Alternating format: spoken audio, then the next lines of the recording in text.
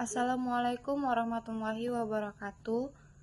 Perkenalkan, nama saya Wulansari, NPM 24091049. Saya dari SI 4B Prodi Sistem Informasi. Selamat pagi, siang, Bapak, dosen pengampu. Pada kesempatan ini, kelompok kami akan mempresentasikan hasil praktikum Data Science dan Machine Learning menggunakan dataset Open University Learning Analytics Dataset atau AULAT. Dataset ini berisi informasi mengenai data mahasiswa, aktivitas belajar, hasil asesmen, dan status akademik mahasiswa. Tujuan dari praktikum ini adalah untuk memprediksi status akademik mahasiswa menggunakan metode PCA atau Principal Component Analysis dan Random Forest. Pada tahap awal, kami mengimpor library yang dibutuhkan seperti Pandas, NumPy, Matplotlib, Sharpborn, dan Scikit-learn selanjutnya. Program mengunduh dataset Outlet dan membaca seluruh file dataset ke dalam program. Setelah itu dilakukan pengecekan ukuran data untuk memastikan seluruh dataset berhasil dimuat dengan baik. Demikian penjelasan dari saya. Selanjutnya akan dilanjutkan oleh teman saya. Di sini saya akan menjelaskan data cleaning dan EDA. Pada tahap ini dilakukan proses pembersihan data atau data cleaning. Data yang memiliki nilai kosong diisi menggunakan nilai median untuk data numerik dan nilai yang paling sering muncul untuk data kategorik. Selain itu, data yang duplikat juga dihapus agar kualitas data menjadi lebih baik. Setelah proses cleaning selesai, dilakukan exploratory data analysis atau EDA. Pada tahap ini dibuat visualisasi distribusi status akademik mahasiswa dan distribusi nilai rata-rata mahasiswa. Visualisasi ini membantu mahasiswa memahami karakteristik data sebelum dilakukan pemodelan. Yang keempat, encoding dan VCA. Pada bagian ini saya akan menjelaskan proses encoding dan VCA. Data kategorik seperti gender, region, dan education masih berbentuk teks sehingga perlu diubah menjadi angka menggunakan label encoding agar dapat diproses oleh algoritma machine learner. Setelah itu dilakukan standarisasi data menggunakan standar scalar agar semua fitur memiliki skala yang sama. Kemudian diterapkan metode VCA atau Principal Component Analysis untuk mengurangi jumlah fitur dengan tahap mempertahankan sekitar 95% informasi penting dari data. Hal ini bertujuan agar proses pelatihan model menjadi lebih cepat dan efisien.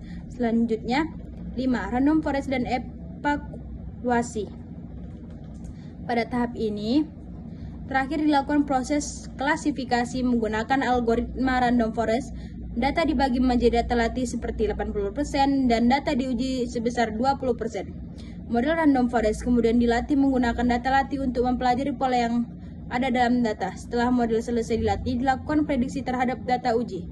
Hasil prediksi dievaluasi menggunakan metrik accuracy, precision, rescal atau F1 skora untuk mengetahui performa model dalam memprediksi status akademik mahasiswa.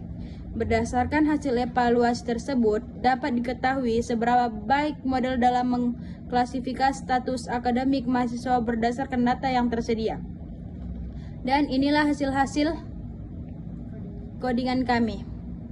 Cukup sekian. Terima kasih. Assalamualaikum warahmatullahi wabarakatuh.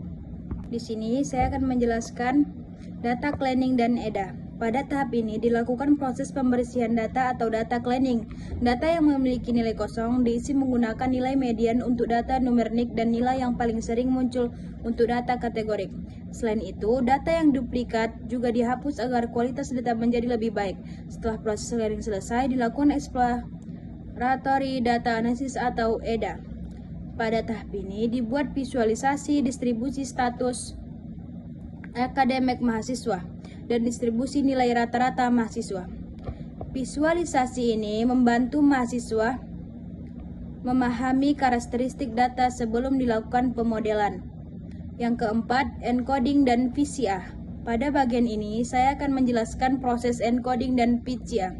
Data kategorik seperti gender, region, dan education masih berbentuk teks sehingga perlu diubah menjadi angka menggunakan label encoding agar dapat diproses oleh algoritma machine learner. Setelah itu dilakukan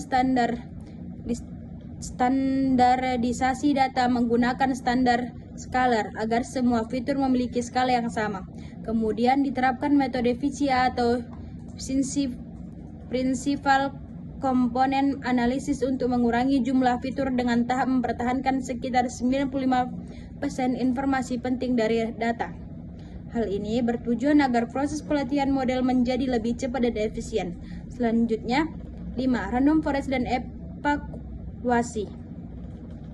Pada tahap ini, terakhir dilakukan proses klasifikasi menggunakan algoritma random forest. Data dibagi menjadi data latih seperti 80% dan data diuji sebesar 20%. Model random forest kemudian dilatih menggunakan data latih untuk mempelajari pola yang ada dalam data. Setelah model selesai dilatih, dilakukan prediksi terhadap data uji.